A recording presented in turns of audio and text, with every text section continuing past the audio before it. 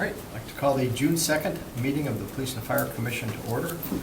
Let the record show Commissioner Shaw, Nelson, and Goldhorn are present. We're still expecting Commissioner Mallett.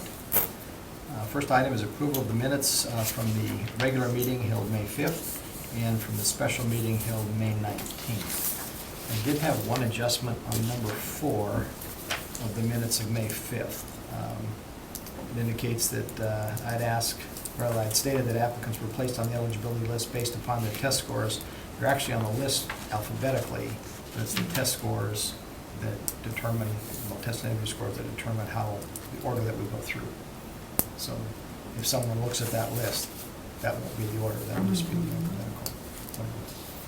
Any other changes or corrections to your And then I noticed. minutes? All right, then I'll entertain a motion to approve the amended minutes for May 5th and the minutes as received for May 19th. So moved. Second. Moved by Commissioner Shaw, seconded by Commissioner Nelson. Any further discussion?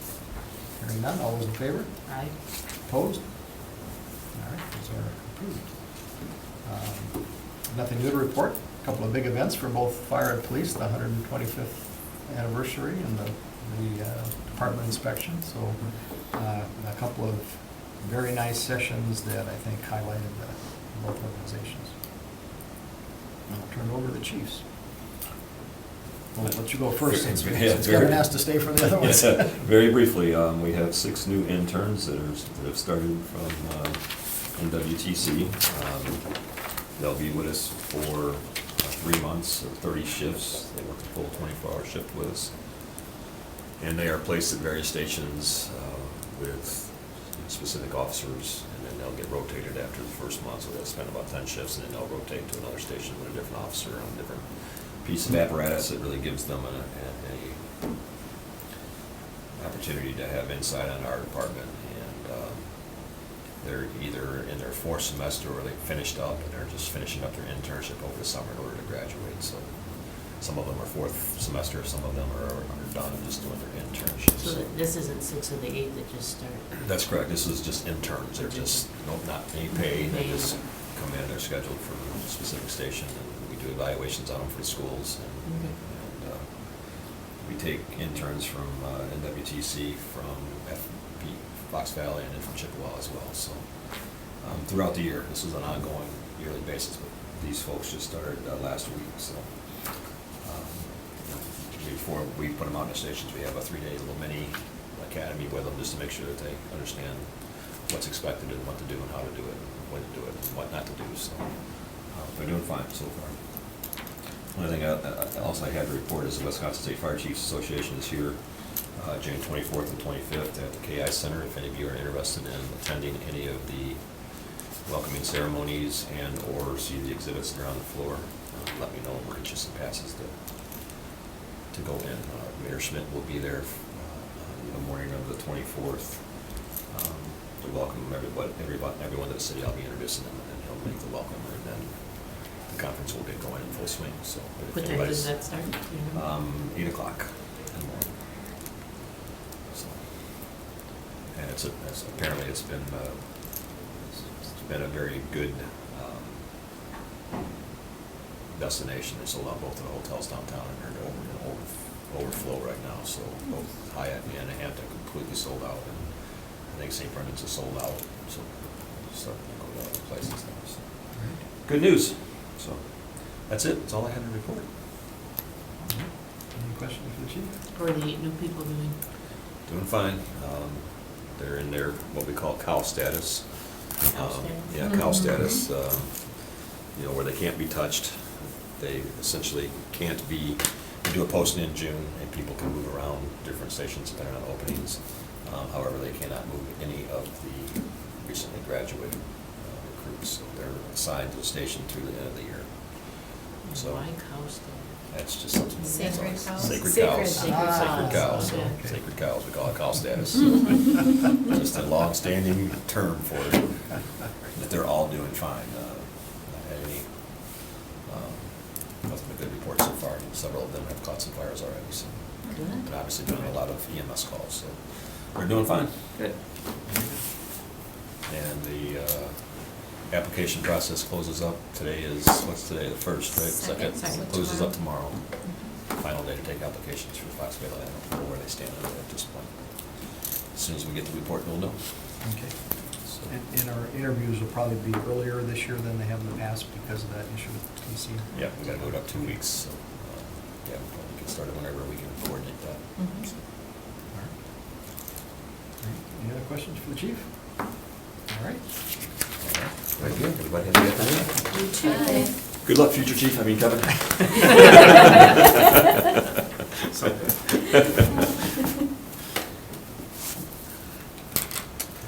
Well, Chief Smith apologizes he can't be here. He's in Monaco at the FBI retrainer. Probably lobbying to get more people in at the FBI Academy. So kudos to him. He asked me to pass on a few things to the commission. First, if you guys have been watching the news in the last week, you've seen that video of Officer Van Urim making that arrest of that male on Limekiln Road. He just wanted to make sure that everybody understood that when we received that video via Facebook, we then reviewed our own internal Coban video. And I was integral in part of that being in professional standards. We look at those and we review those cases for any possible misconduct. In the review, Officer Van Urim did everything right. And Chief Smith then got ahead of the news stations and did that media press conference at the police station and basically said just that. But that it didn't end there. There were still certain people that wanted answers and wanted to more explanation. So we had an event. We had this event planned before this incident, but at the Boys and Girls Club, where we spoke to the parents of the youth, which talked about our problems in the parks, which I'll talk about in a second. But we explained to some people there from Casa Alba, which is the Hispanic organization right next to the police department, about the video, and they requested that we have kind of like it's like a town hall meeting or some kind of meeting that they organized for us, and that was last night at St. Willibrod's at 6 o'clock, where about 20 to 25 people came and was given the chance to review. We reviewed the video with them and given the chance to ask questions. That meeting was great because halfway through the meeting, it kind of turned where they were running it. They were explaining, if that guy would just listen, if he would have just shown some respect, if he would just taken his ticket, then that incident would have been over in a couple minutes. In addition, Chief Smith has also went on the Hispanic radio stations here in Green Bay and did the Q&A with anybody that called in. So he's addressing those concerns, reaffirming why Officer Van Urim did what he did, and just to try to explain so that people don't automatically assume the worst. The kid got out of the car and tried to run, exactly. He got out of the car and Officer Van Urim and him got into a conversation, but in the conversation, Officer Van Urim describes that he was looking over his shoulder, he was looking at the door constantly, and you can tell. When you're talking to someone, it's just minutes before they take off running. So when Officer Van Urim said, put his hand on his hand or on his arm, that's when he tensed up and he turned and he faced him.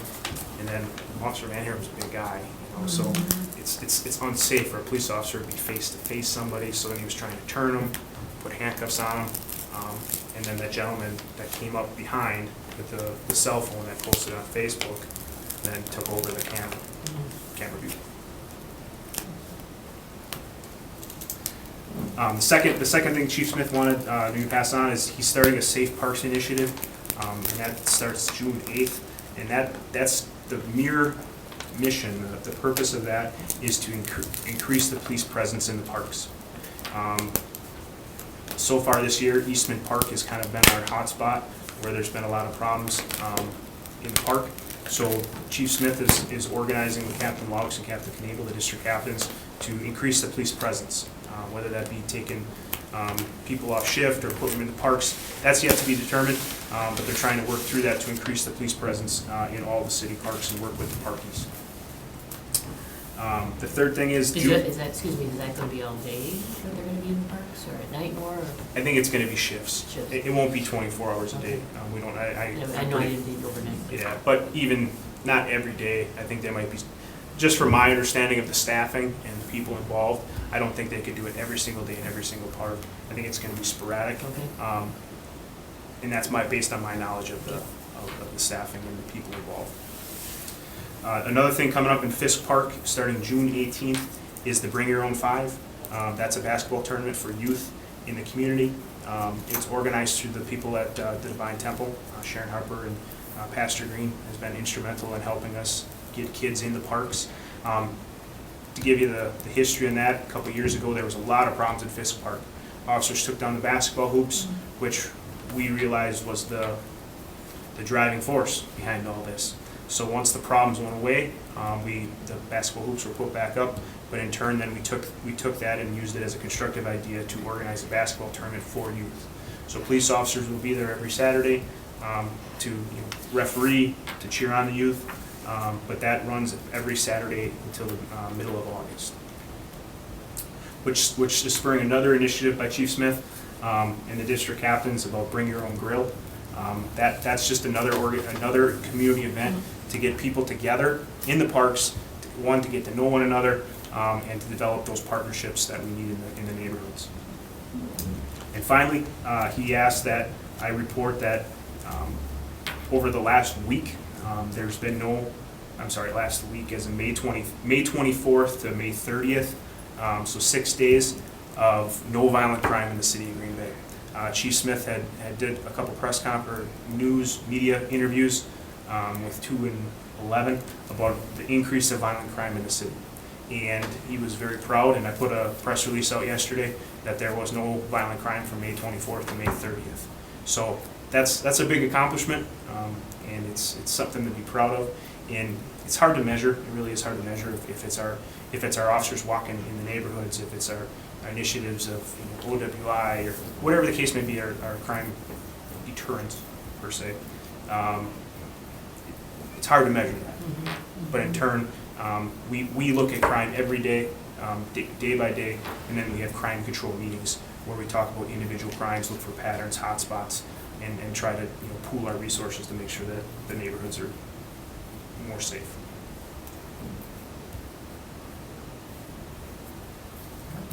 Any questions for Kevin? Where's the Bring Your Own Grill off? That same park? I don't have the location on the Okay. park yet, but I think it would be starting in Fisk Park, because that's where the people are starting to know where we are, where the kids are, but that's yet to be determined. Okay.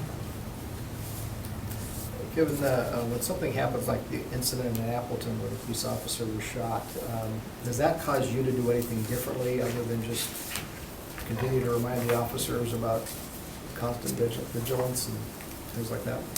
From the officer's perspective, it's a good reminder. We were involved in that because we were the investigating agency. So we get a little bit more behind the scenes because the media would start calling us, and the open records requests for certain things come through the Green Bay Police Department. Yeah. So there seems to be quite the rift between the Post Crescent and certain City of Appleton agencies, which kind of carries over to our police department. So we kind of try to tread waters and remain impartial. But to answer your question, no, from the officer's perspective, it's a good reminder. And we talk about that and we evaluate what happened and how it happened, and to make sure that the Green Bay Police Department, if that unfortunately does happen, we respond just as good as Appleton did. All right. Anything else? Thanks. Thank you. Next agenda item is review of patrol officer candidates. The commission may convene in closed session pursuant to sections 19.85, paragraph 1, sub C and F, Wisconsin statutes, to consider employment, promotion, compensation, or performance evaluation data of any public employee over which the governmental body has jurisdiction or exercises responsibility. The commission may thereafter reconvene in open session pursuant to section 19.85, paragraph 2, Wisconsin statutes, to report the results of the closed session and consider the balance of the agenda. Is there a motion to go to closed session? So moved. Moved by Commissioner Nelson, Second? seconded by Commissioner Shaw. All those in favor? Opposed? All right, we're in closed session.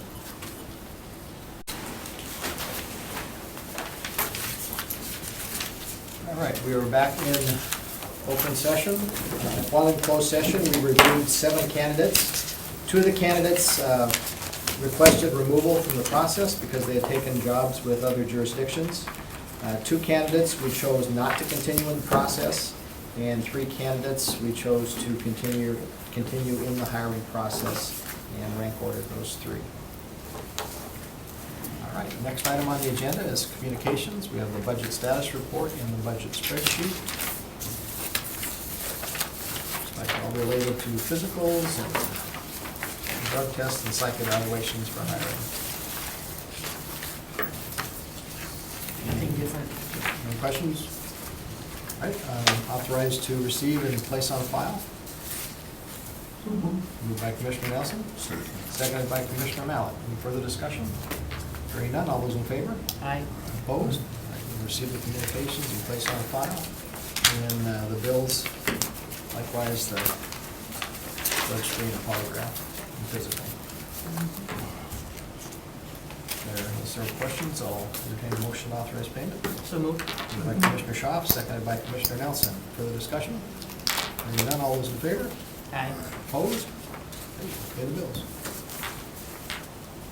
Date of the next meeting. Our regular meeting would be July 7th.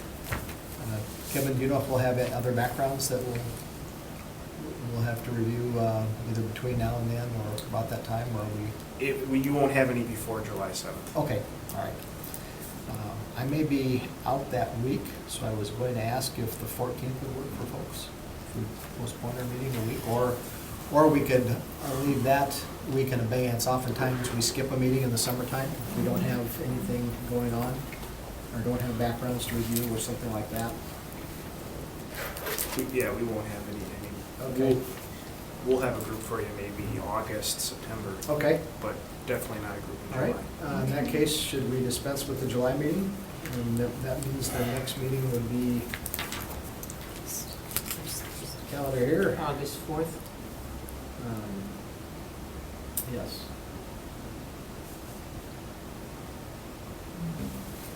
Folks? Okay.